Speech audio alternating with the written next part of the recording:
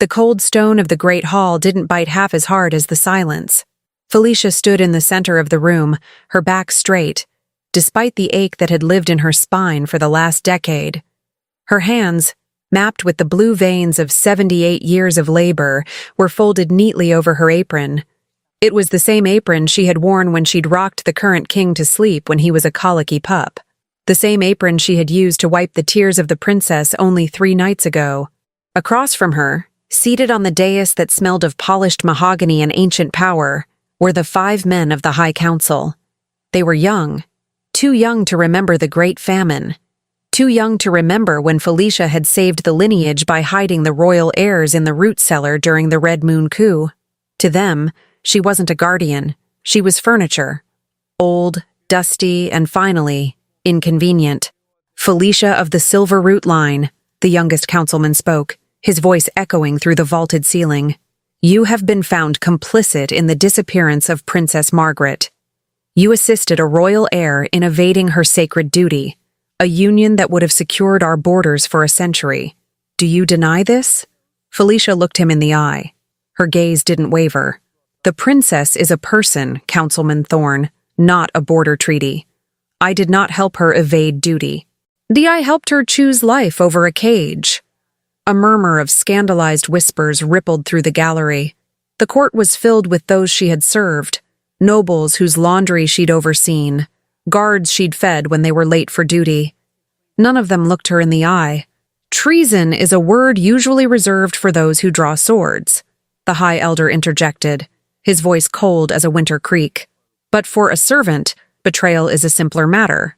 You have outlived your usefulness, and now you have outlived our mercy. By the decree of the council, you are stripped of your position. You are evicted from this castle, effective immediately.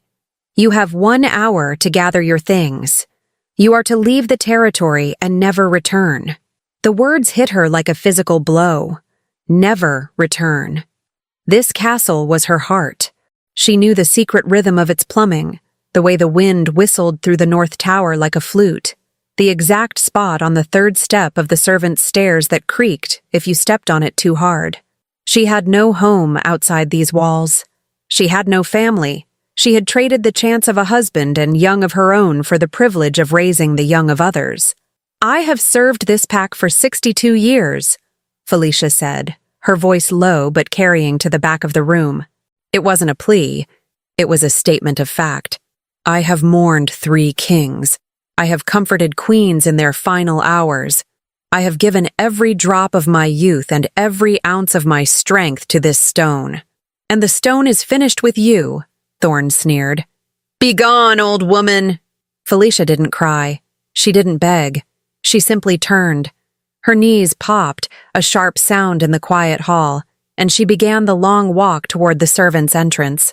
As she exited the great hall, she bumped into a being who looked like he had been put together by a distracted god using leftover parts. This was Barnaby. He was nearly as old as she was, with a nose that had been broken in 3 places, and a habit of talking to the vegetables in the kitchen garden. Philicia. My dear, sweet, terrifying Philicia, Barnaby whispered, clutching a bundle of mismatched socks and a very confused-looking chicken under his arm. I heard. Those bastards. Those ungrateful, shiny-booted, narrow-minded little pups. I'm coming with you. My knees were planning a retirement anyway, and I've already told the carrots what I think of the new management.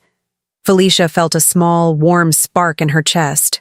Barnaby, you can't. You have a roof here. You have a pension. A pension of insults and thin soup? No, thank you, Barnaby grumbled, adjusting his spectacles.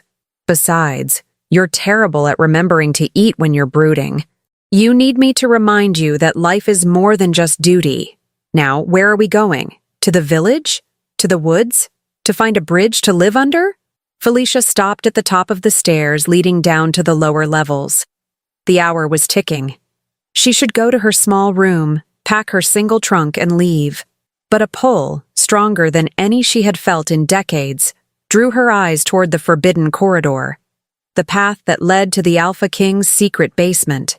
It was a place no one had entered in 50 years. The legend said it was cursed, The legend said it held the pack's greatest shame. "Barnaby," Philicia said, her eyes narrowing, "I am not leaving this castle with just a trunk of old clothes. I am leaving with the truth." "The truth?" Barnaby squeaked, the chicken in his arms letting out a sympathetic cluck. "The truth usually involves guards with very sharp spears, Philicia. Maybe we just take some extra cheese and go?" "They called me disposable," she whispered, the fire of 60 years of suppressed dignity finally catching flame. "They said I was nothing. I want to see what they've been hiding in the dark while I was keeping their halls in the light." She turned away from her living quarters and headed down. The air grew colder, smelling of damp earth and something ancient. Something that smelled like ozone and dried pine needles. "Oh, we're doing it," Barnaby muttered, following her. "We're going to the basement. Of course we are. My knees are going to have a very long talk with me about this later." They reached the heavy iron door at the bottom of the spiral stairs. It was covered in rust and sigils that hadn't been charged with magic in generations. Most believed the door was locked by a key that had been lost when the old king died. But Philicia knew better. She remembered a night, 40 years ago, when she had been cleaning the old king's study. He had been drunk, weeping over a locket, and he had muttered that the basement didn't need a key. It needed a heart that knew how to give. Philicia reached out. She didn't look for a keyhole. Instead, she pressed her palm against the cold iron and thought of Margaret. She thought of the love she had given this pack, a love that had been rejected and cast out. She thought of the sacrifice. "I have given everything," she thought. "Open." The iron groaned. A sound like 1,000 breaking sticks echoed through the corridor. The rust flaked away, revealing a shimmering silver medallion embedded in the center of the door. As Felicia's fingers brushed the cold silver, a pulse of energy shot through her arm, making her heart stutter. The door didn't just open, it exhaled. A heavy, warm breath of air rushed past them, carrying the scent of a predator, of power, and of a long, lonely winter. "Philicia," Barnaby whispered, his humor suddenly gone. He stepped back, his eyes wide. "That's not a storage room. That's a cage." Philicia didn't hesitate. She stepped into the darkness. Inside, the room was vast, lit by glowing moss that clung to the stone walls. And there, in the center of a circle of silver chains, lay a beast that should have been a myth. It was a wolf, but it was the size of a carriage. Its fur was the color of a moonless night streaked with silver, matted and dull with age. Its ribs showed through its hide, and its breathing was a slow, agonizing rasp. But as Philicia approached, the wolf's ears twitched. It opened its eyes. They weren't the yellow eyes of a common shifter. They were the color of molten gold, burning with a fierce, intelligent light that age hadn't been able to dim. Philicia gasped, her hand flying to her throat.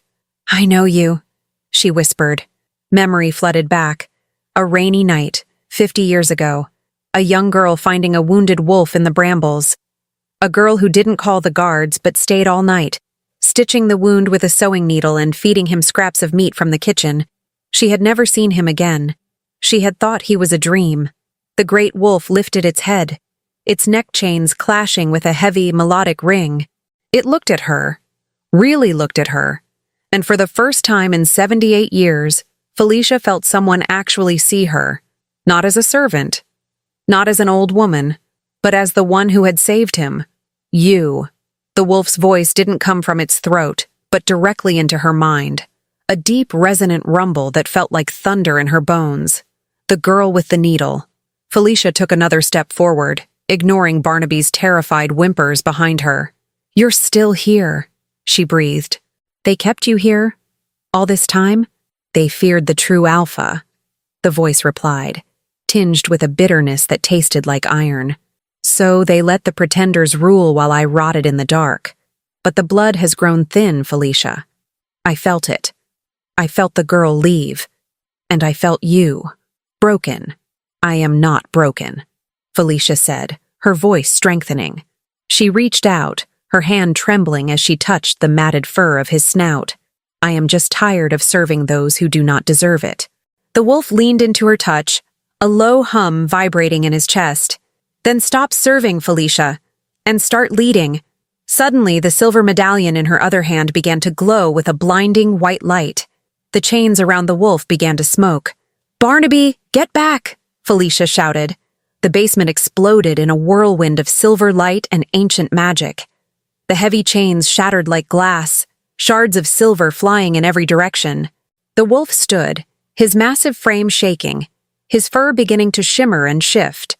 Philicia watched, her breath caught in her throat, as the massive beast began to shrink, the bones snapping and reforming in a dance of agonizing grace. But this wasn't the smooth transformation of a young shifter. It was heavy. It was the transformation of a being who had carried the weight of decades in a body that wasn't his. As the light faded, a man knelt where the wolf had been. He was tall, even in his crouched position. His hair was a wild mane of snowy white, falling over broad shoulders that still carried the muscle of a warrior. His skin was pale from the dark, marked by the scars of the chains. He slowly stood up, his joints creaking just like Felicia's.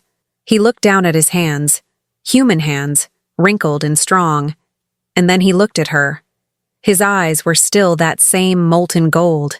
He looked at Philicia, and his face crumbled. He saw her gray hair. He saw the lines around her eyes. He saw the 78 years he had missed. "Philicia," he whispered, his voice gravelly and raw from decades of disuse. You grew old." Philicia touched her own white hair, a sad smile touching her lips. "I did, Silas. Time didn't stop for me just because it stopped for you." Silas stepped toward her, his movements shaky but gaining strength with every second. He reached out, his thumb brushing her cheek with a tenderness that made her heart ache. "You are still the most beautiful thing I have ever seen," he said, his voice cracking, "even with the winter in your hair." From the doorway, Barnaby let out a long, shaky breath. "Well," he muttered, adjusting his spectacles, "I suppose this beats living under a bridge, but we're definitely going to need more cheese." The air in the secret basement had been stagnant for decades, tasting of cold iron and the metallic tang of old enchantments. But as Philicia led Silas toward the exit, the world of the living began to bleed back in. Through the cracks in the heavy stone ceiling, the first scent reached them. The evening meal. It was the smell of thick venison stew, rosemary, and the yeasty warmth of fresh bread from the kitchens. For Silas, the scent was a physical blow. He stumbled, his legs, which hadn't known the vertical struggle of stairs in 50 years, buckling beneath him. "Steady," Philicia whispered, catching him. Her own bones ached, but she felt a surge of protective strength she hadn't felt since she was a young woman. Silas gripped the rough stone wall, his breath hitching as he stared up the dark staircase.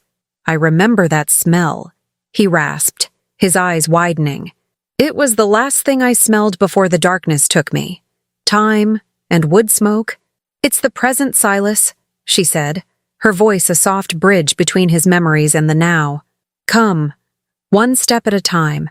The ascent was slow and agonizing. Silas's joints popped with every movement, his body struggling to remember how to carry its own weight without the support of the wolf. Philicia stayed glued to his side, her shoulder a constant anchor. As they climbed, the silence of the basement gave way to the distant, rhythmic thud-thud-thud of a cleaver in the kitchens and the muffled laughter of young servants who had no idea that history was walking just floors beneath them. When they finally reached the main level, the dim golden light of the torches felt blinding. They moved through the narrow servant corridors, shadows clinging to them like tattered cloaks. They were mere yards from the side gate, the exit to the orchard, when a sharp voice cut through the air. "Halt!" Councilman Thorne stepped out from a side alcove, flanked by 2 armed guards. He looked agitated, his fingers nervously twisting the heavy gold seal of office around his neck. Thorne was a man who thrived on order and the absolute submission of those beneath him.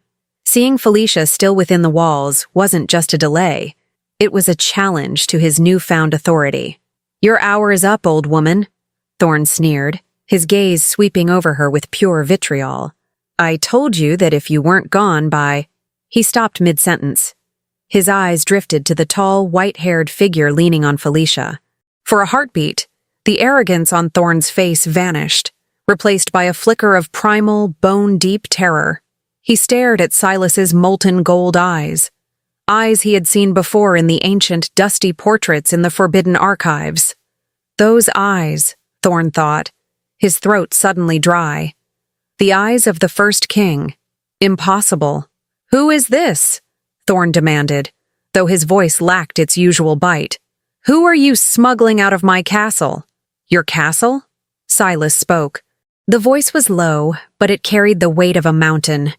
He let go of Philicia and stood up, his spine straightening with a sound like snapping kindling. Thorne's lead guard, a young, eager wolf named Cale, saw his councilman falter. Desperate to prove his worth, Cale leveled his silver-tipped spear. "Back away from the councilman, old man, or I'll—" Cale lunged forward, the spear point whistling through the air. Barnaby let out a yelp, dropping his bag of mismatched socks. But Silas didn't flinch. He didn't even raise a hand. He simply released a pulse of his alpha presence, a silent, invisible wave of pure, ancient authority. The air in the hallway suddenly felt as thick as honey. The torches flickered and nearly died. Kyle froze mid-step, his boots sliding on the stone as a force he couldn't see slammed into his chest.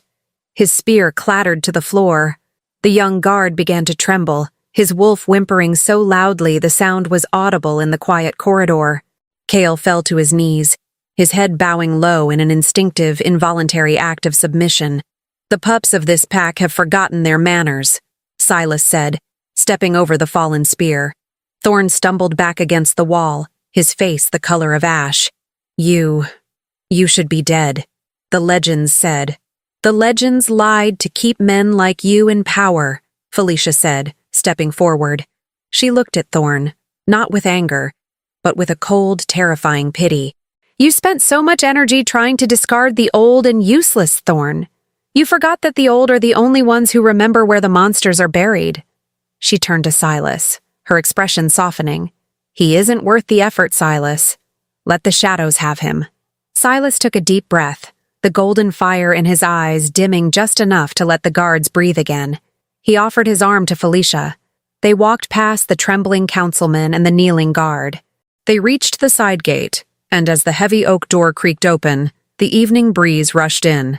It smelled of pine needles, wet earth, and the limitless, terrifying freedom of the wild. They stepped out into the orchard. Behind them, the castle loomed like a gray tomb. "Philicia," Silas said, looking at the dark line of the forest ahead. "I have nothing. No kingdom, no army, not even a roof to offer the woman who saved me." Philicia looked at her hands, the hands that had scrubbed those castle floors for 60 years. Then she looked at the horizon. For the first time in her life, she didn't have a schedule. She didn't have a master. She didn't even have a plan. "I spent my life knowing exactly what would happen every hour of every day, Silas," she said, a small, adventurous smile playing on her lips. "I thought I wanted a home, but maybe what I really wanted was to find out who I am when the walls are gone." She tightened her grip on his arm.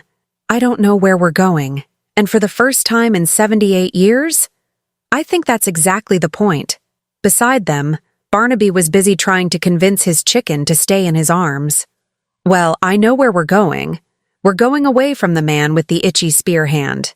That's a very good start if you ask me." Together, the three of them, the forgotten king, the discarded servant, and the eccentric friend, stepped into the long shadows of the trees. Behind them, the castle lights began to twinkle. But for Philicia, the true light was ahead, hidden somewhere in the deep, whispering heart of the woods. The transition from the castle's manicured orchards to the true wild was a slow, rhythmic descent into a world that didn't care for titles or councils. As the sun dipped below the jagged peaks of the mountains, the forest began to breathe. The trees here were different, gnarled ancient oaks and pines that seemed to lean toward Philicia and Silas as they passed, their branches whispering secrets in a language of creaks and rustles. Philicia felt the change in the air. It was no longer the stale, perfumed scent of the court. It was the smell of damp earth, decaying leaves, and the sharp, electric promise of coming rain. Beside her, Silas moved with a strange, halting grace. His body was a contradiction, shoulders that still held the breadth of a warrior, now draped in a tattered cloak, and a face that bore the beautiful, tragic map of a life stolen by the dark. He kept his eyes fixed on the horizon, his nostrils flaring as he took in the scents he had been denied for half a century. "The air," Silas murmured, his voice caught between a laugh and a sigh. "It tastes of freedom, Philicia. But it also tastes of neglect. The land. It feels thin. The council only cares for the center of the realm," Philicia replied, her hand steady on his arm. She could feel the heat radiating from him, a furnace of alpha energy that refused to be extinguished by age. "They let the borders wither. They call these the Grey Lands, places where the light of the pack doesn't reach. Then they are fools," Silas growled, though the sound was softened by a cough. He stopped for a moment, leaning heavily on a gnarled walking stick Barnaby had found for him. He looked down at his trembling hands. "I was a king of storms and fire. Now I am a man who struggles with a forest path." Philicia stepped in front of him, forcing him to meet her eyes. She didn't look at him with the pity he clearly feared. She looked at him with the same fierce devotion she had shown the wounded wolf 50 years ago.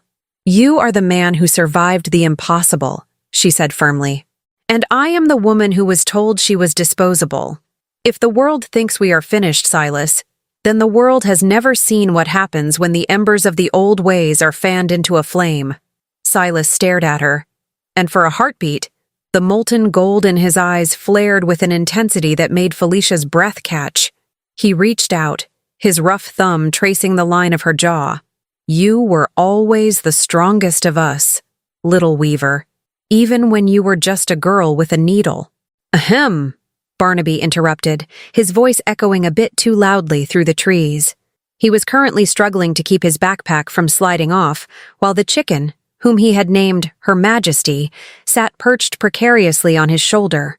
"While I am deeply moved by the embers of the Old Ways speech, my Old Ways legs are currently screaming for a chair, or a flat rock, or a particularly soft patch of moss." Philicia smiled, the tension breaking. "Just a bit further, Barnaby. There's an old shepherd's hut near the Silver Vein Well. It was abandoned decades ago, but the stone should still be sound." As they pushed through a thicket of silver-leafed ferns, the forest suddenly opened up. They stood at the edge of a small, hidden valley. In the center sat a cluster of stone cottages, their roofs caved in and covered in thick, emerald moss. A small stream cut through the center, but the water was sluggish and gray. But it was the center of the clearing that drew their eyes. A large circular well made of white stone, engraved with runes that Philicia recognized from the oldest tapestries in the castle. "The Silver Vein Well," Silas whispered, his voice hushed with awe. "The legends said it dried up when the true lineage was broken." They approached the well. The air here felt heavy, charged with a dormant power. Philicia walked to the edge and looked down. The water was far below, dark and still as a mirror. "They say the well doesn't respond to power," Philicia said, her voice echoing in the stone cylinder. "It responds to the heart of the one who tends the land." Barnaby dropped his bags with a groan of relief. "Well, unless it responds to extreme hunger and a desperate need for a nap, it's going to stay dry. I'll go see if one of these cottages still has a door. Her Majesty demands a roost." As Barnaby wandered off, Silas stood by the well, looking out over the dying valley. He looked lonely, a king without a throne, a wolf without a pack. Philicia walked up behind him, her presence a silent comfort. She didn't say anything. She just placed her hand on the small of his back. Through the thin fabric of his shirt, she could feel the powerful muscles and the scars of the chains. Silas turned, his gaze dropping to her hand, then up to her face. The moonlight was beginning to filter through the trees, casting her white hair in a halo of silver. "Why did you stay, Philicia?" he asked softly. "All those years. You could have left the castle. You could have found a man who would have given you a home of your own. Why did you give it all away for them?" Philicia looked at the well, then back at him. "I didn't give it away, Silas. I invested it. I thought I was investing it in a kingdom. But today I realized I was just waiting for the person who actually needed the love I had to give." She stepped closer, the scent of him, cedar and something ancient, enveloping her. I don't regret a single day, because every day led me back to that basement, and back to you. Silas didn't speak. He couldn't. Instead, he leaned down, his forehead resting against hers. It wasn't a kiss, but it was a promise. A bridge built between two people who had been discarded by the world, only to find the entire world in each other. The first morning in the valley was quiet, save for the frantic clucking of Her Majesty and the sound of Barnaby trying to start a fire with damp wood and a series of increasingly creative curses. Philicia woke on a bed of dried ferns she had gathered the night before. Her body ached, a deep, resonant protest from her joints. But as she opened her eyes and saw the sunlight filtering through the holes in the shepherd's hut roof, she felt a lightness she hadn't known in decades. There were no bells to answer. No royal laundry to count, no council to fear. She stepped outside, pulling her shawl tight against the morning chill. She found Silas sitting on the edge of the silver vein well, his eyes closed, his face turned toward the sun. He looked more alive than he had the day before. The grayness of the basement was fading, replaced by a faint, healthy glow. "It's crying," Silas said without opening his eyes. Philicia blinked. "The sun?" "The land," Silas corrected, his voice deep and melodic. "Being a true alpha isn't just about leading wolves, Philicia. It's about being tethered to the soul of the territory. This valley, it's starving. Not for food, but for care." Before Philicia could respond, a rustle came from the edge of the woods. Silas was on his feet in a heartbeat, his movements blurring with a speed that defied his age. He stepped in front of Philicia, a low, guttural growl vibrating in his chest, a sound that was pure wolf. A young woman stumbled out of the brush. She was thin, her clothes tattered, her eyes wide with a mixture of fear and exhaustion.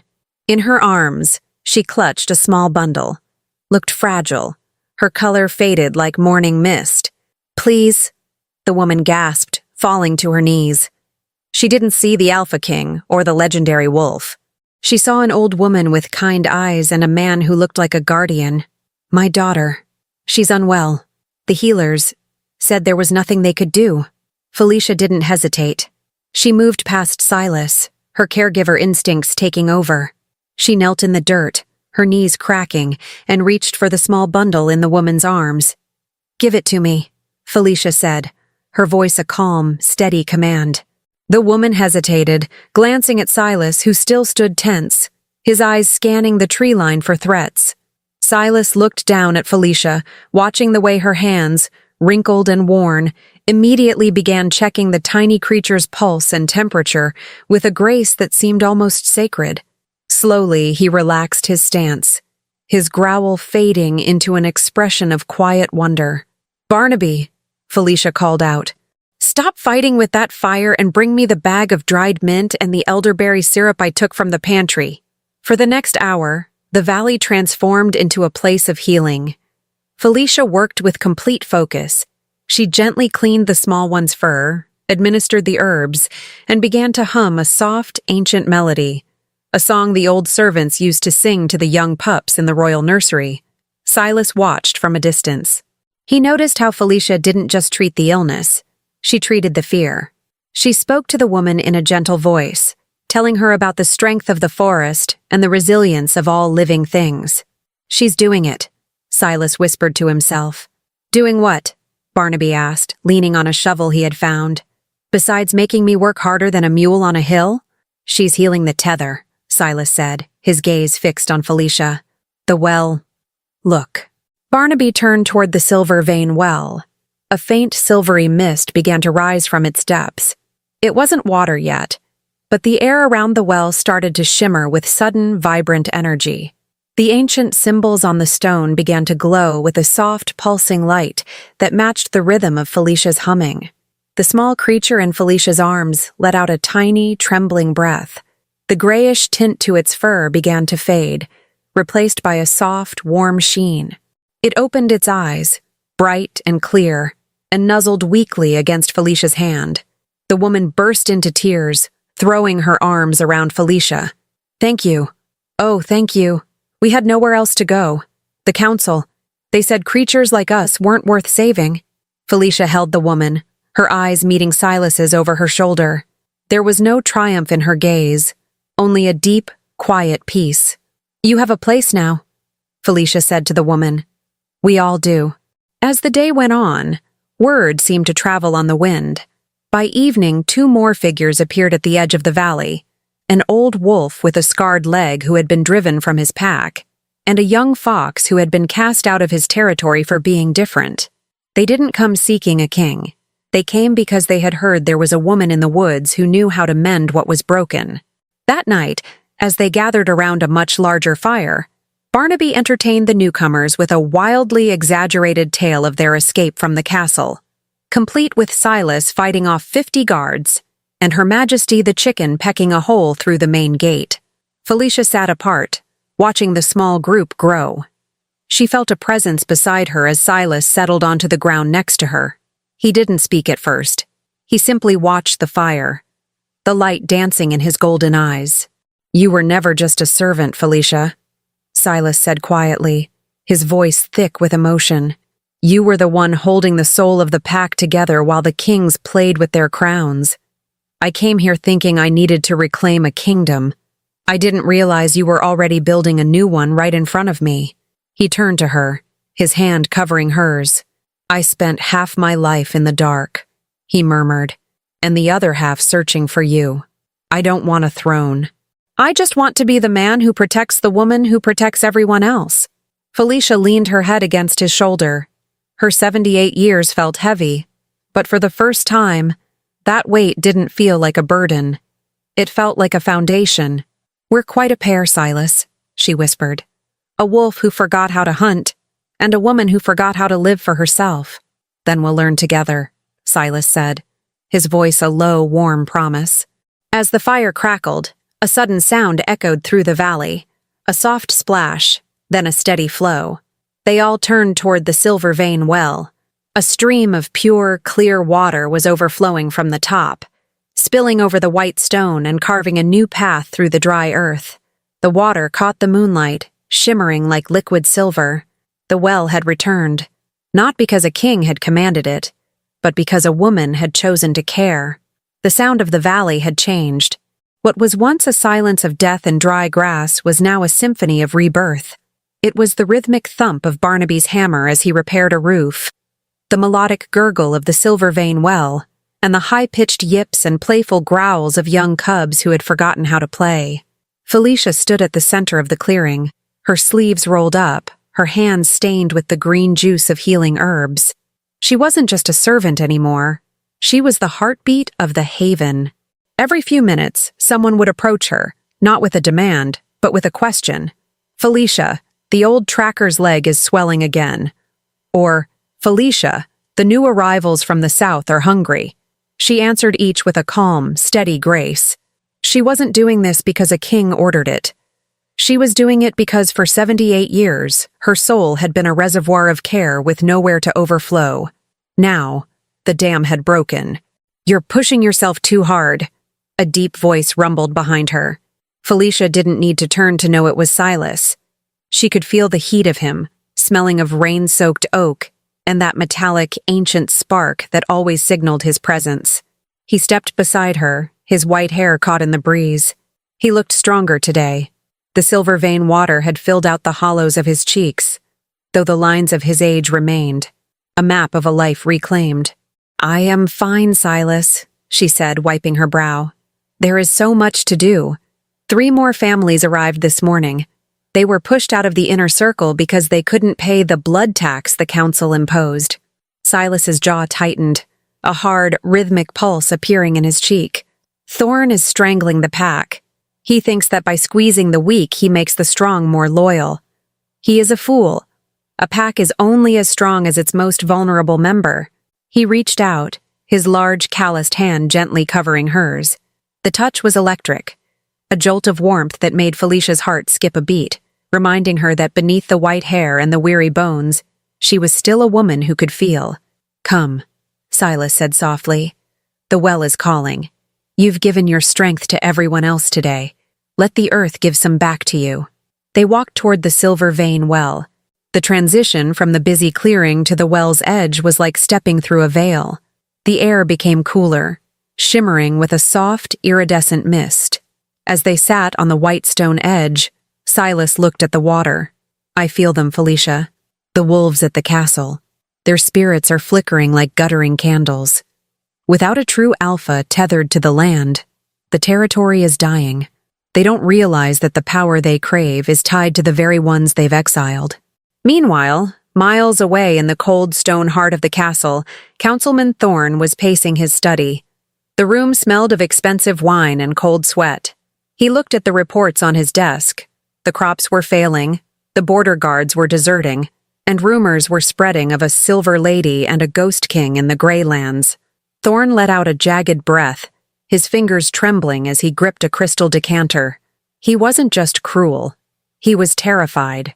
He had spent his life clawing for a power he didn't truly understand, and now that he had it, it was slipping through his fingers like sand.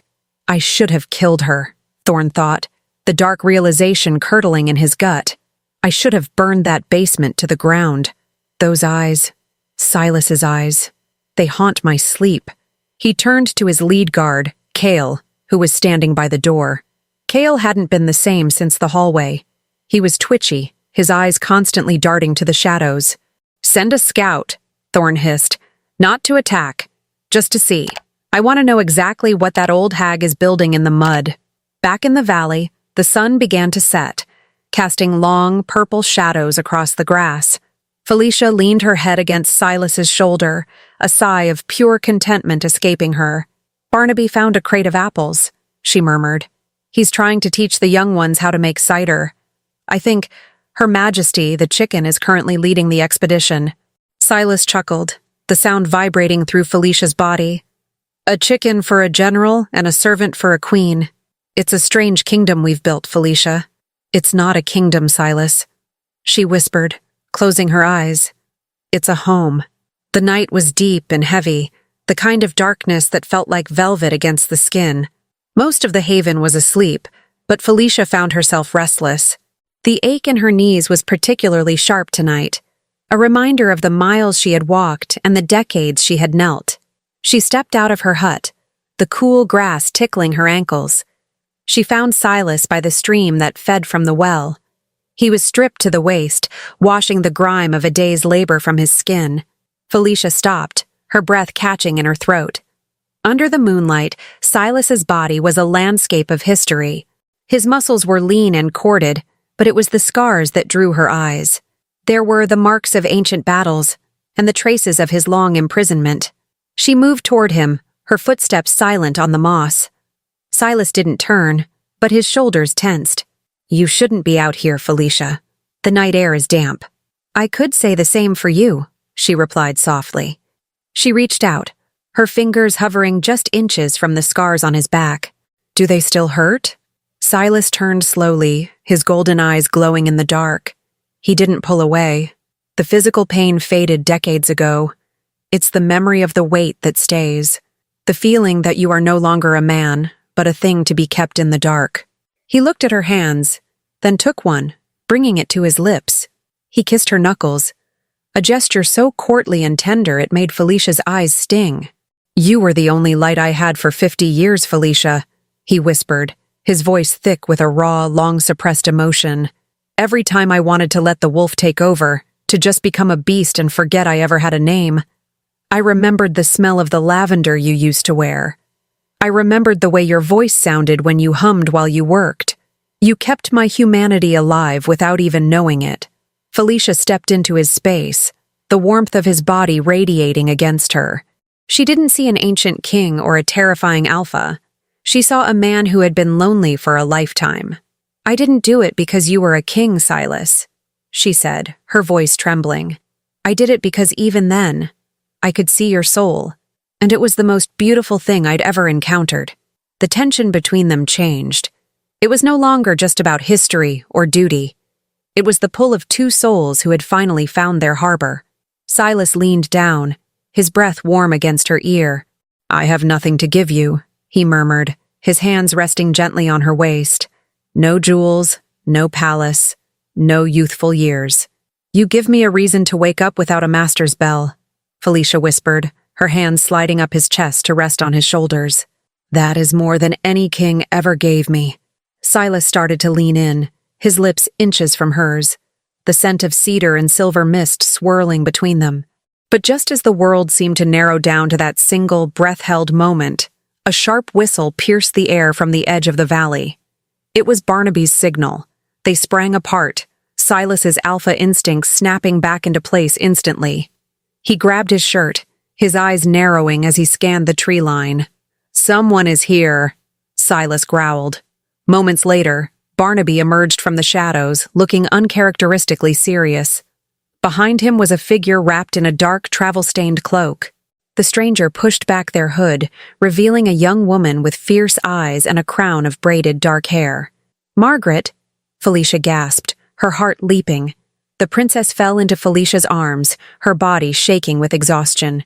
"Philicia, thank the moon I found you. The castle, it's falling apart. Thorne has gone mad. He's calling for a purge of the outer territories. He says the Greylands are a nest of traitors." Margaret looked at Silas, her eyes widening in shock as she recognized the power emanating from the white-haired man. "The legends, they're true. You found him." "We found each other," Silas said, his voice cold and hard as iron. He looked toward the mountains, toward the castle that had been his prison. "But it seems the council wants to finish what they started." Philicia felt a chill that had nothing to do with the night air. The sanctuary they had built was no longer a secret. The low point had arrived.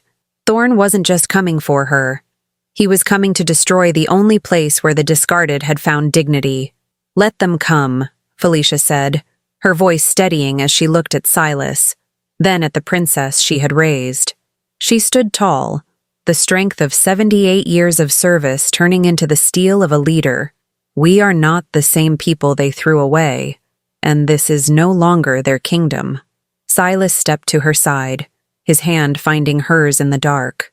The romance was still there, a glowing ember, but now it was forged with the fire of an impending storm. The air in the haven, once sweet with the scent of blooming wildthyme and the crisp spray of the silver vein well, had turned heavy. A storm was coming, but it wasn't one of rain and thunder. It was a storm of iron and old grudges. Philicia stood at the edge of the clearing, her hand shielding her eyes from the setting sun. Beside her, Princess Margaret was a portrait of exhaustion and terror. The girl she had raised, the one who used to hide in the pantry to avoid etiquette lessons, was now a woman carrying the weight of a dying kingdom.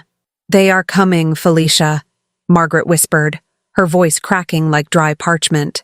"Thorne has convinced the council that this valley is a plague. He told them you've used dark magic to ensnare a beast from the old world. He's not just coming to take me back. He's coming to erase the evidence of his own cowardice." Philicia felt a familiar ache in her chest, but it wasn't the frailty of age. It was the slow-burning ember of a protector who had been pushed too far. She turned to look at the community she had built in just a few short weeks. She saw the old warrior, Herrick, sharpening a rusted blade. She saw the mothers clutching their young, their eyes darting toward the mountain pass. These were beings the world had called scraps, and she was their shield. "He thinks we are easy prey because we are old, or broken, or few," Philicia said, her voice dropping into a low, resonant tone that seemed to vibrate in the very soil beneath her feet. "He forgets that the oldest trees in the forest have the deepest roots." "Philicia." She turned. Silas was walking toward them. He had discarded his shirt, his scarred chest gleaming under the twilight. The silver vein water had done more than heal him. It had awakened something ancient.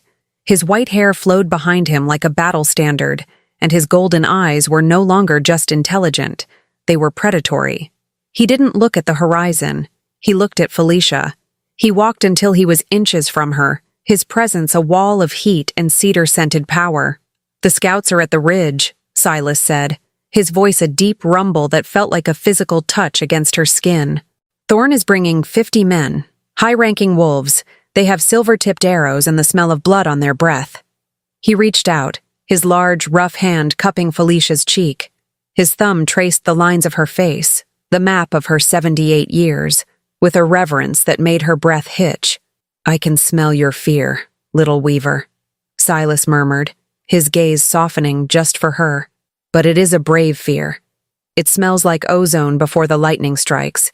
"I am not a warrior, Silas," Philicia whispered, leaning into his palm. "I am a woman who knows how to mend clothes and boil herbs. How am I supposed to stand against an army?" Silas leaned down, his forehead pressing against hers.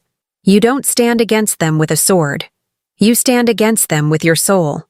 You are the reason this well flows. You are the reason these beings breathe. You are the heart of this land, Philicia. And as long as your heart beats, I will be the teeth that protect it." The moment was interrupted by a frantic Barnaby, who was currently trying to herd a group of confused cubs and a very agitated Her Majesty into the safest stone cottage. "Philicia! Silas! I don't mean to ruin the dramatic tension," Barnaby panted, his spectacles sliding down his nose. "But I can see the torches on the mountain path. They look like a very angry string of fireflies. And I've only got 3 pitchforks and a heavy soup ladle to defend us." Philicia took a deep breath, the scent of the coming forest rain mixing with the ozone of Silas's power. She looked at Margaret. "Go with Barnaby. Help the young ones. If they see a princess standing with the unwanted, it will confuse them. Use that confusion." "And you?" Margaret asked, her eyes wide. Philicia looked at the silver vein well, which was pulsing with a soft, rhythmic light. "I am going to finish my chores." As the princess and Barnaby retreated, the first of the council's wolves crested the ridge. The orange glow of their torches spilled down the valley like a wound. At the head of the column was Thorne, mounted on a massive black horse, his silver armor polished to a mirror finish. He looked down at the humble cottages, the vegetable gardens, and the old woman standing alone by a stone well. He let out a laugh that was sharp and hollow. "Look at this!" Thorne shouted to his men, his voice echoing through the valley. "The great threat to our kingdom. A group of beggars led by a senile servant and a ghost." He urged his horse forward, the hooves thundering against the grass that Philicia had spent days tending. He stopped 20 paces from her. Silas was nowhere to be seen, hidden in the long shadows of the oaks. "Philicia," Thorne sneered, looking down from his high saddle. "You were given a chance to die quietly in the woods, but you chose to play queen of the scraps. You stole the princess. You woke a relic of the past. For these crimes, the council decrees this valley is to be burned." Philicia didn't flinch. She felt the cool mist of the well behind her, a gentle spray against her back. "You speak of crimes, Thorne, while you stand on land that has turned its back on you. Can't you feel it? The earth is cold under your feet. The trees are silent when you speak." Thorne's eyes flickered with a momentary doubt, but he masked it with rage. "Enough of your riddles. Where is the beast? Where is the man with the gold eyes?" "I am not a beast," a voice echoed from the trees. It didn't come from one place. It seemed to come from the shadows themselves. Silas stepped out from behind a massive oak. He didn't rush. He walked with the slow, deliberate pace of a mountain moving. With every step, his form seemed to flicker, the white-haired man shifting into the massive silver-flecked wolf and back again. The silver vein magic was flowing through him, turning his skin into a map of glowing constellations. The council's wolves began to murmur.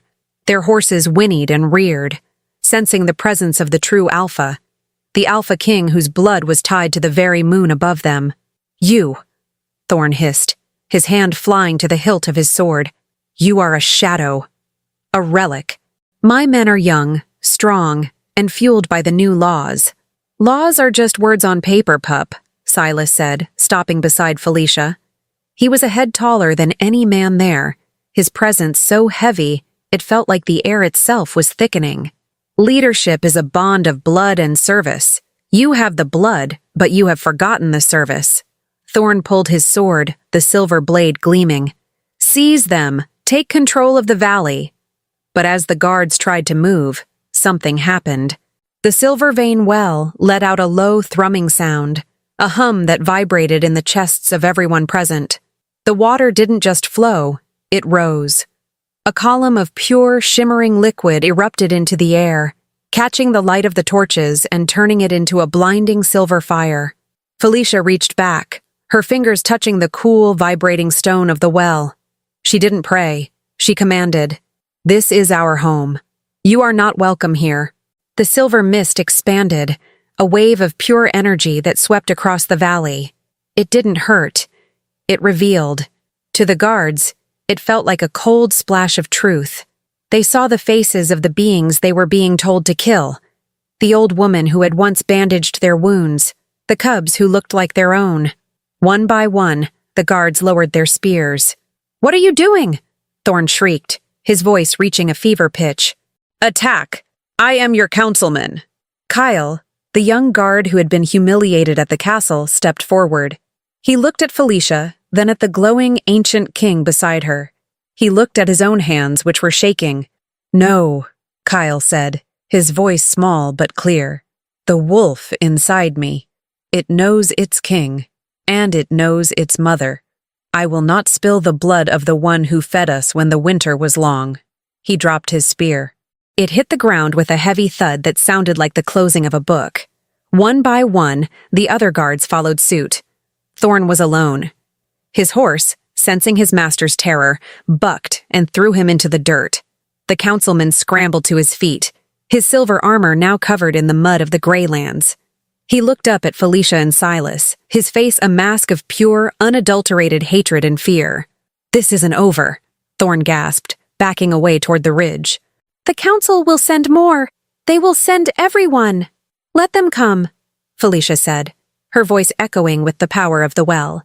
"And we will show them that a kingdom built on fear is nothing compared to a home built on love."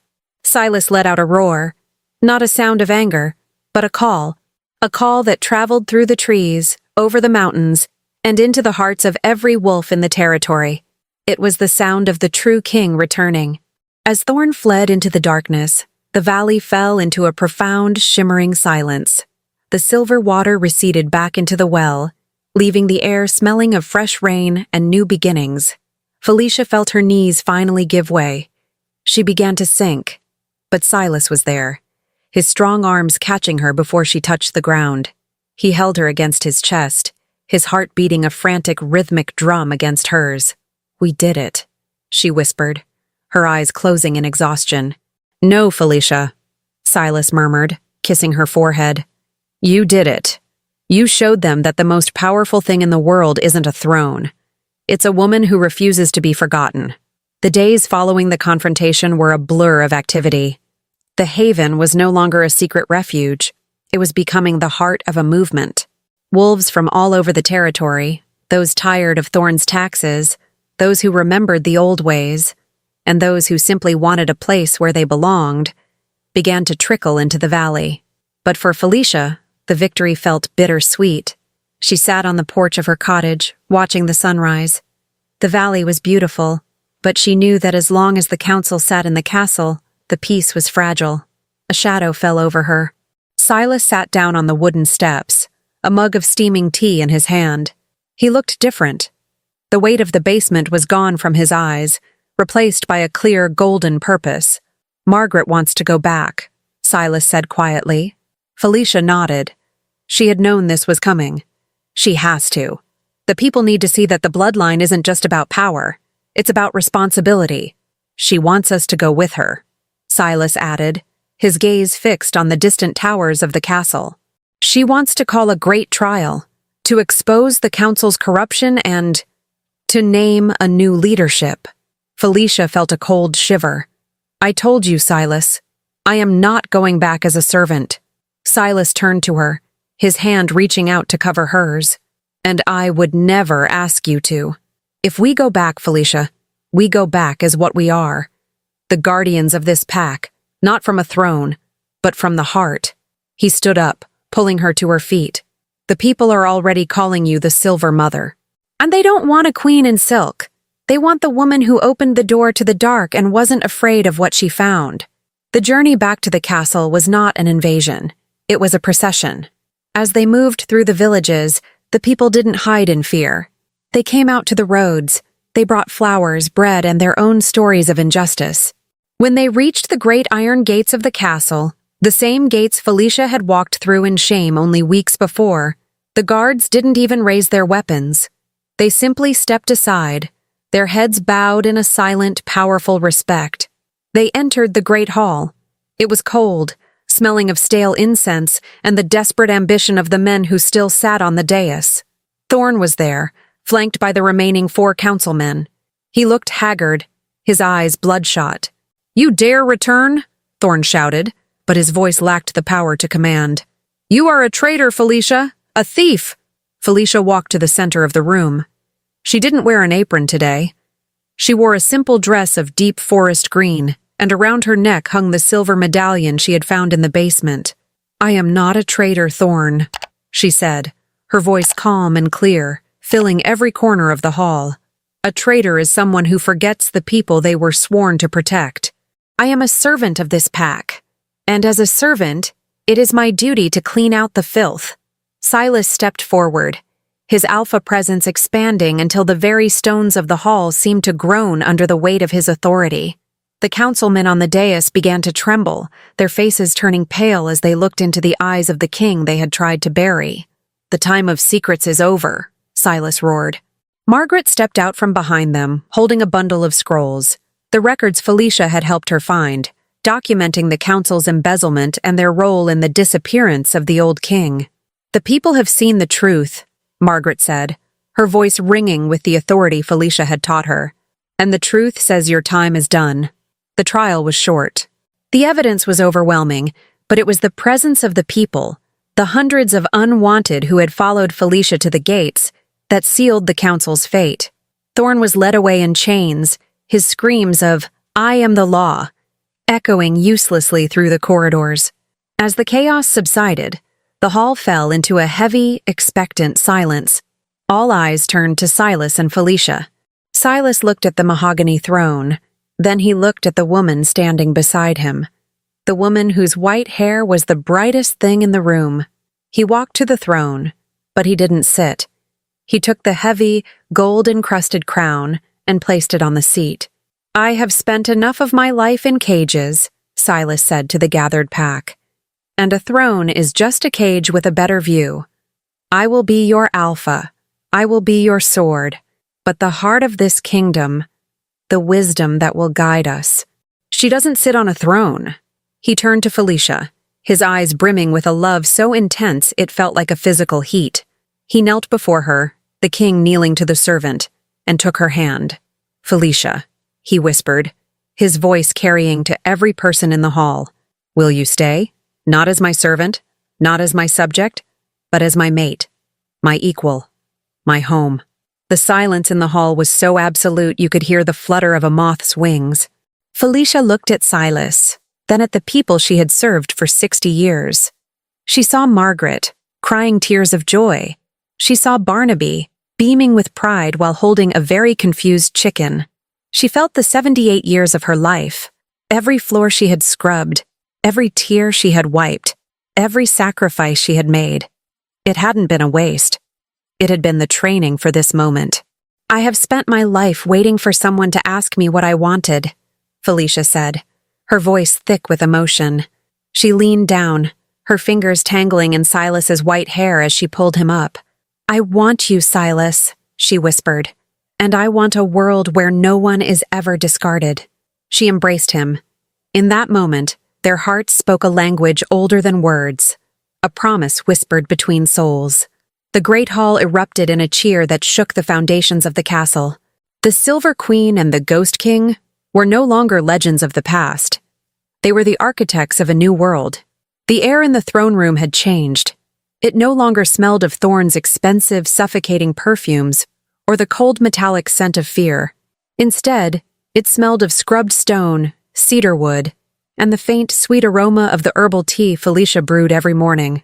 But for Philicia, the castle still felt like a labyrinth of ghosts.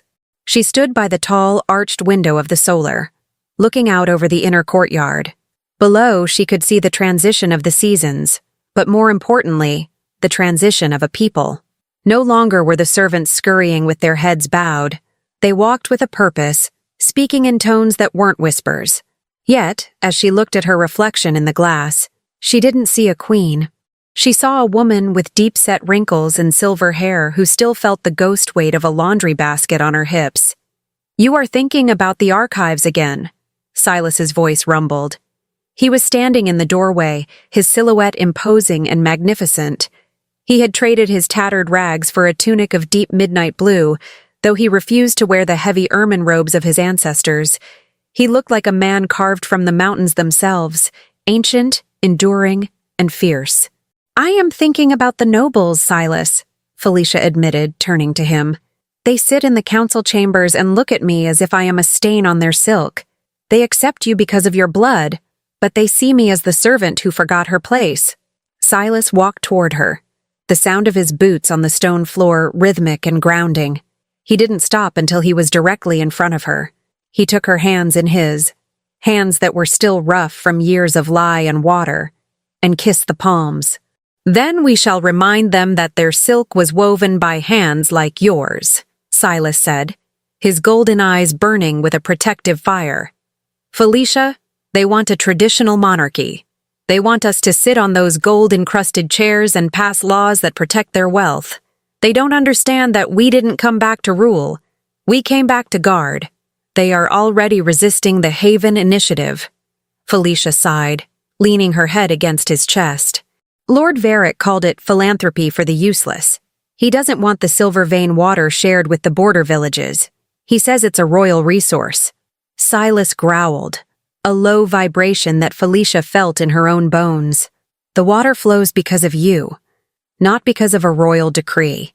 If they want to challenge the Silver Mother, they will have to go through the Alpha King. But more importantly, they will have to explain to the thousands of people who now know the taste of clean water and hope." The transition from their private moment to the public duty was jarring. A knock at the door signaled the arrival of the council representatives. They entered the room with a flurry of rustling parchment and stiff bows. Lord Varric, a man whose belly was as large as his ego, led the group. "Your Majesty," Varric began, his eyes pointedly avoiding Philicia as he addressed Silas. "We have reviewed the proposals for the new housing in the lower districts. Surely you see the logistical nightmare of bringing the unclaimed into the castle precincts. It will devalue the noble estates." Philicia stepped forward, her voice quiet but possessing a clarity that cut through Varric's bluster. "It is not a logistical nightmare, Lord Varric. It is an act of restoration. Those unclaimed people are the weavers, the smiths, and the farmers whose families were discarded during the purges. If their presence devalues your estate, perhaps your estate was built on the wrong kind of value." Varric stiffened, his face turning a shade of mottled purple. "I was speaking to the king, woman."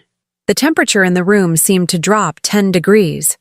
Silas didn't move, but the air around him began to shimmer with alpha pressure. His eyes turned a molten, predatory gold. "The woman you are addressing," Silas said, his voice dropping into a register that made the windows rattle, "is the one who kept your king's soul alive when you and your fathers were content to let him rot in the dark. She is the guardian of the heart. If you cannot speak to her with the reverence she has earned, then you have no place in this court." Silas walked to the center of the room, looking at the maps spread across the table. "We are not kings in the way you remember. We will not sit on thrones while our people starve. We will build a council of voices, one for every district, regardless of bloodline, and Philicia will lead it." But that's unprecedented," Varric stammered. "Exactly," Philicia said, moving to stand beside Silas. "The old ways led to the basement. We are looking toward the horizon." The nobles retreated, their murmurs of dissent silenced by the sheer force of Silas's presence. But Philicia knew the battle wasn't over. The weight of the crown wasn't the gold. It was the resistance of a world that didn't want to change. As the sun began to set, casting long orange shadows across the room, Silas turned to her. The tension left his shoulders, and he looked at her with a raw vulnerability that he only showed in the dark. "Is it too much, Philicia?" he asked. "Did I pull you from one cage only to put you in another?"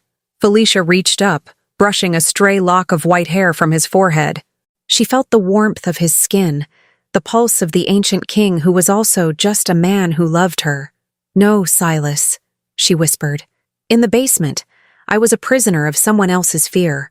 Here, I am a guardian of our hope. There is a difference." But, she paused, a small mischievous smile playing on her lips. "I think I need a break from guarding for a while." "A break?" Silas smiled, his eyes twinkling. "I think," Philicia said, her heart fluttering like a young girl's, "that it's time we stopped talking about laws and started talking about us." The wedding was not a royal gala. There were no foreign dignitaries, no forced alliances, and no gold-threaded tapestries hung for show.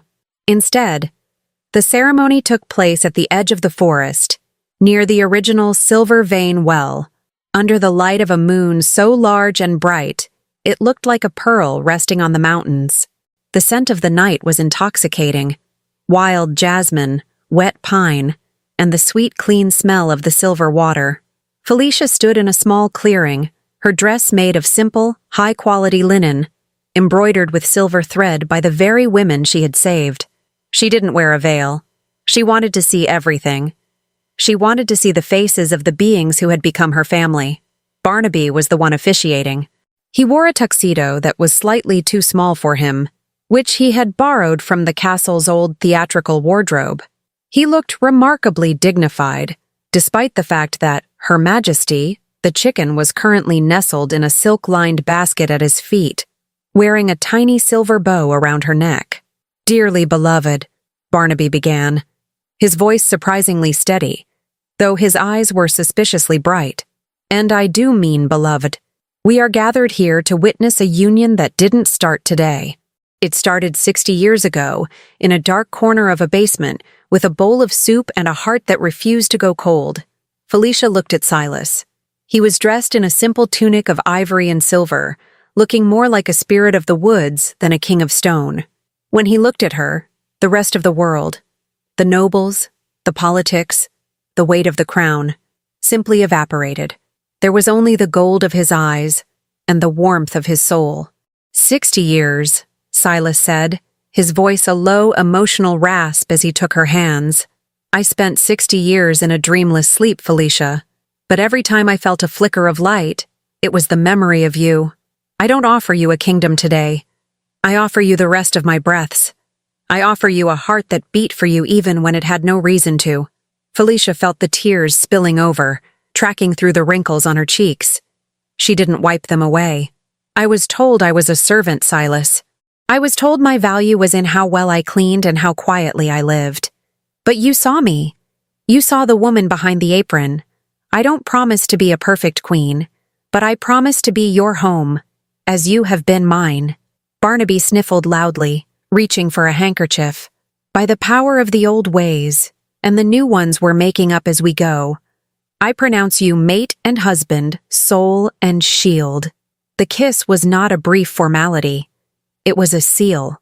As their lips met, the Silver Vein Well behind them erupted in a soft, glowing spray, the water catching the moonlight and raining down on the clearing like liquid diamonds.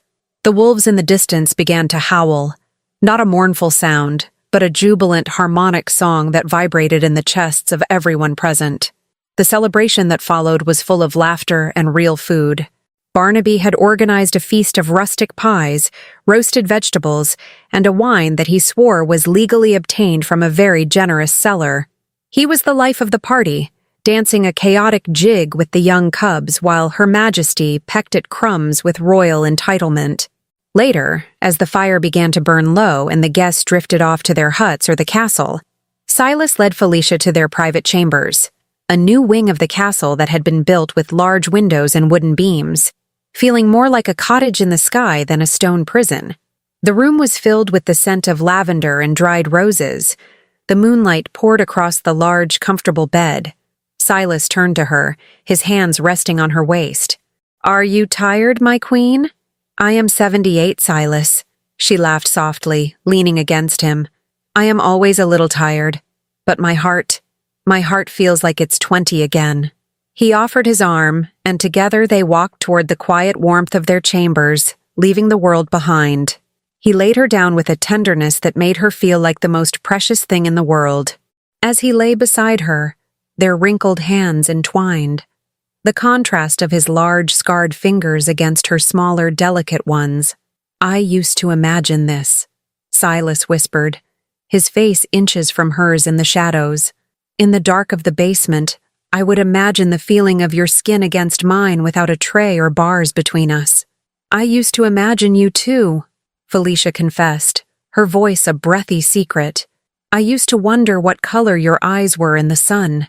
I used to wonder if you ever thought of me." "I thought of nothing else," he murmured. The night wrapped around them like a gentle cloak. A time for quiet words, for shared memories, for the simple peace of being together at last. It was in the comfort of presence, the knowledge that after a lifetime of waiting, they no longer had to face the dark alone. He drew the blanket close, and she rested her head against his shoulder as the firelight painted shadows on the wall, two figures becoming one in the quiet of the night. "We have so much work to do tomorrow," she whispered, her eyes fluttering shut. "Tomorrow can wait," Silas said, kissing the top of her silver head. "Tonight, the world is just this room, and we are just Philicia and Silas." Outside, the moon watched over the valley, the silver water continued to flow, and for the first time in a century, the Alpha King and his guardians slept without the weight of the dark. The great hall of the castle had seen many things in its 1,000-year history. It had seen blood spilled in the name of succession.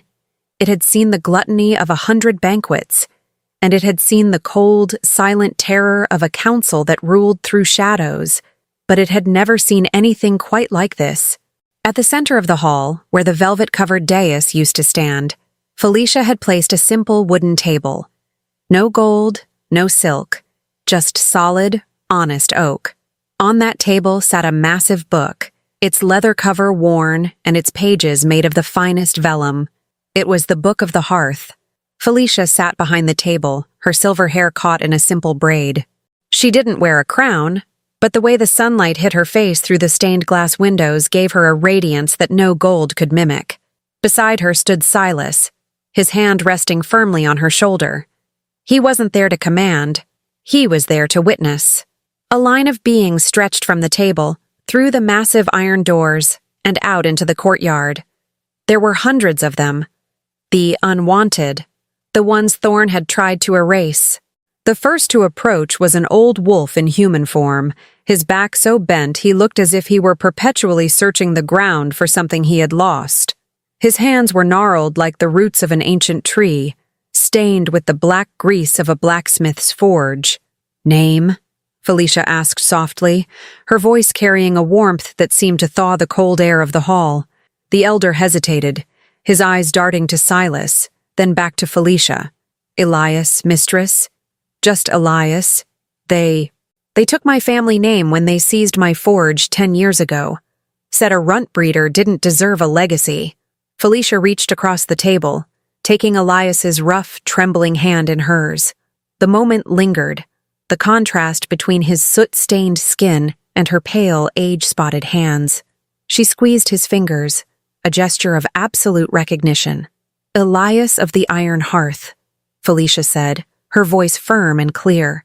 She picked up a quill, the ink dark and permanent. "Today you are no longer just anyone.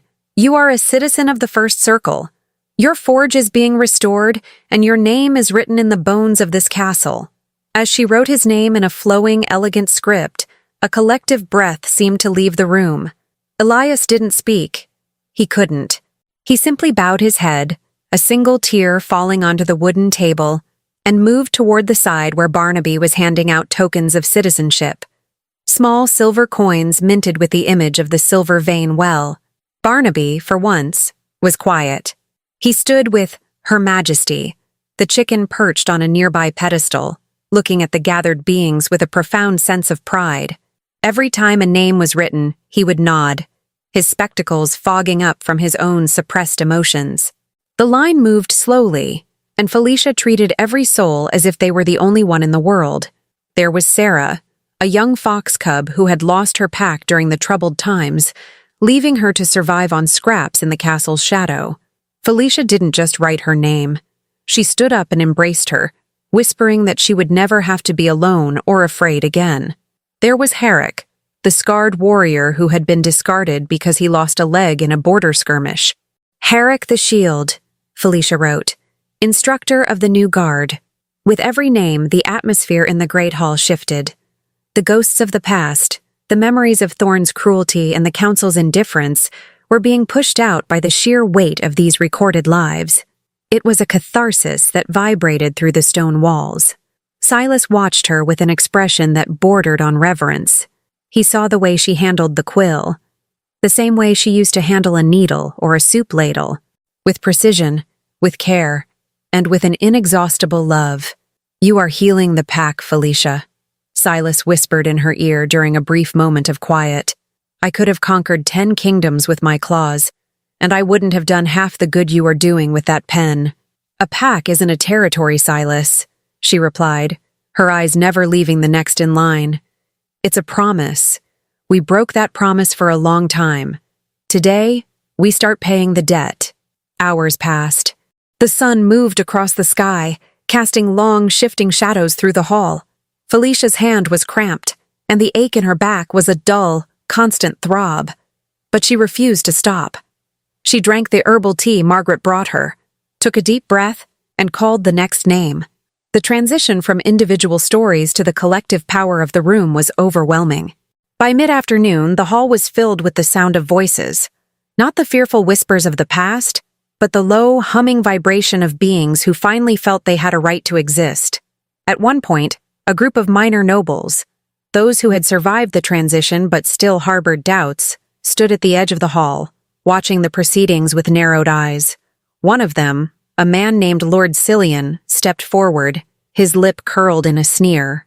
Is this truly necessary, Guardian Philicia? Cillian asked, his voice dripping with condescension. To record every beggar and stable hand? Surely the Book of the Hearth should be reserved for those who contribute to the glory of the realm. Philicia didn't look up from the page. She finished writing the name of a widowed seamstress before she met Cillian's gaze. Her eyes, usually so kind, were as hard as flint. Glory, Lord Cillian, is a fragile thing, she said, her voice echoing with a quiet authority that made the noble flinch. You think the glory of this realm is in the gold on your fingers or the height of these towers.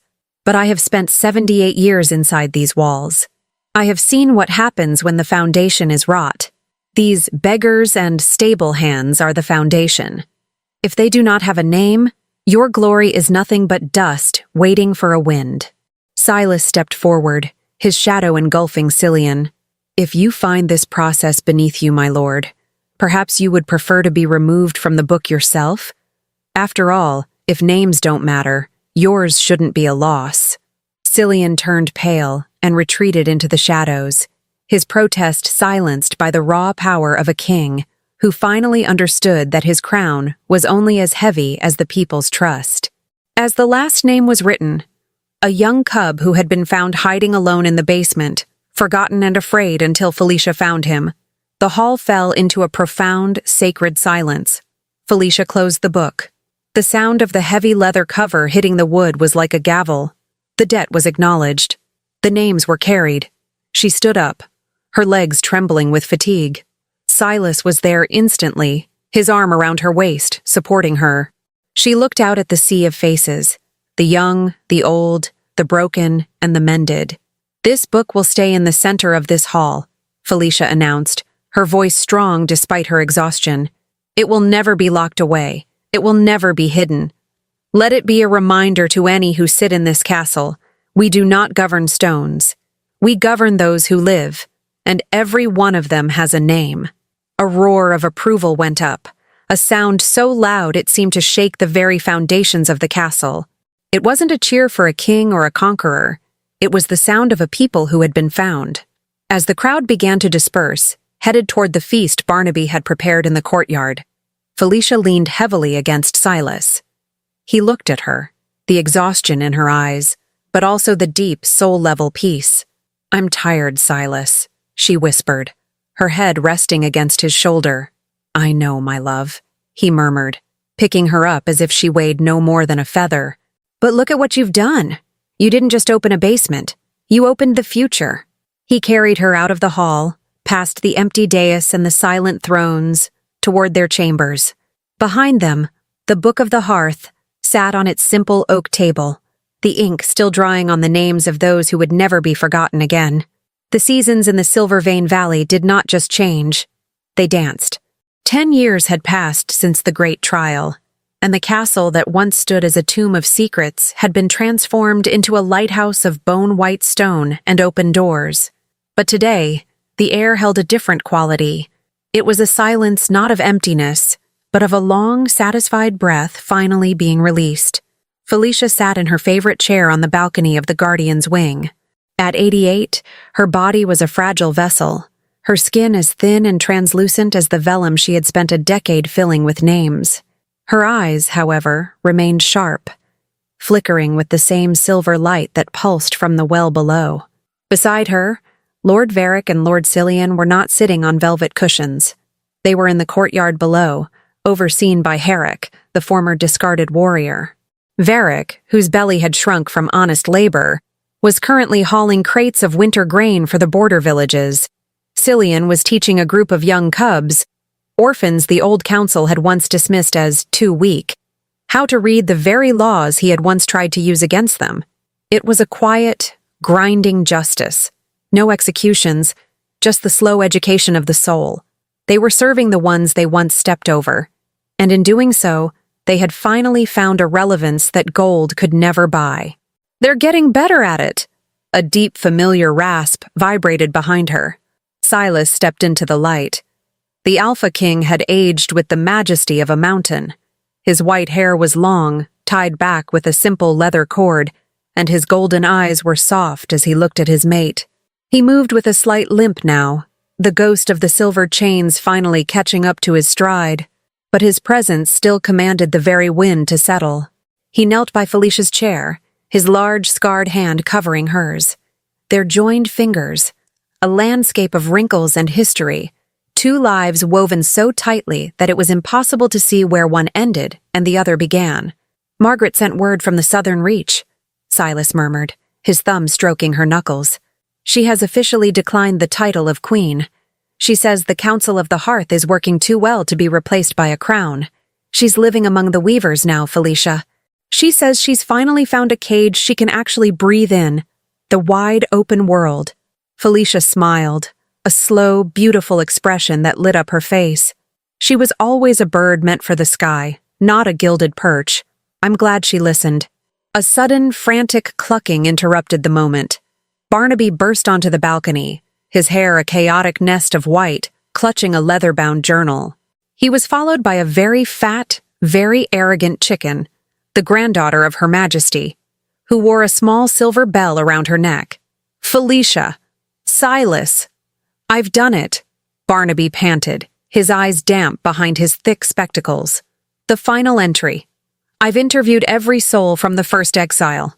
The Chronicles of the Unwanted is complete. From the blacksmith Elias to the young fox Sarah. Every story is here. Our history won't be written by the winners anymore, but by the ones who survived." He stopped, his bravado suddenly crumbling. He looked at Philicia, seeing the way the evening sun seemed to be turning her almost transparent. Barnaby, the one who had used jokes as armor for a lifetime, dropped his journal and knelt on her other side. He took her other hand, his lip trembling. "Don't you dare go making a dramatic exit yet," Barnaby whispered, his voice cracking. "I haven't finished the chapter on your blueberry pies." Philicia squeezed his hand. "The pies were always too sweet, Barnaby, just like your heart." She looked past them, toward the Silver Vein well. In the clearing below, she saw a young wolf in human form, the same cub she had healed as a dying pup. The young one, now a strong, vibrant healer herself, was helping a new mother toward the water. The young wolf looked up, saw Philicia, and touched her heart in a silent salute. Philicia felt a wave of peace so profound it was almost heavy. The debt was paid. The garden was planted. The names were safe. "Silas," she whispered, her voice like the rustle of dry leaves. "I am here, Philicia. The well? It's calling." Silas stood, and, with the same effortless grace he had used in the basement 10 years ago, he gathered her into his arms. He didn't carry her to her bed. He carried her out of the room, down the winding stone stairs, and into the cool, twilight air of the valley. They walked to the edge of the silver vein well. The water was glowing with an intense, iridescent light, pulsing in time with the heartbeat of the land. "I would do it all again," Philicia murmured against his chest. "The 60 years of tending, the cold floors, the waiting. If it led me back to you, Silas, I would do it 1,000 times." Silas sat on the edge of the white stone, holding her against his heart. "And I would wait in the dark for 1,000 years, just to hear the sound of your key in the lock, little weaver." He leaned down, his forehead resting against hers. As the moon rose, a single drop of water, pure, liquid silver, rose from the center of the well and hovered in the air between them. It split in two, landing like a blessing on their brows. Felicia's breath slowed. She watched the moon reflect in Silas's golden eyes one last time. She wasn't afraid. The horizon wasn't a cliff.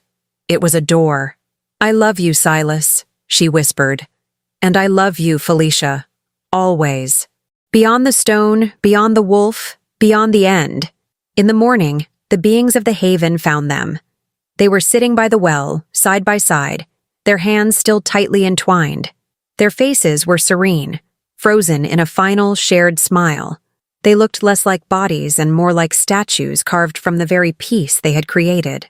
The silver vein well did not overflow that day. Instead, it grew perfectly still, its surface becoming a mirror of pure silver. Barnaby sat on the grass nearby, the fat chicken silent in his lap. He didn't tell a joke. He didn't make a quip. He simply opened his chronicle to the last page and wrote, in a hand that was finally steady, "The king and the guardian have gone to tend a different garden, but they left us the keys to the world. The end." Writing the story of Philicia and Silas was a journey of rediscovering the value of what the world insists on calling old or broken. Often a kingdom's greatest treasures aren't found in golden crowns, but in the quiet courage of those who sweep the floors and keep hope alive in the darkness. Philicia taught us that it's never too late to open a forbidden door, and that true love has no expiration date.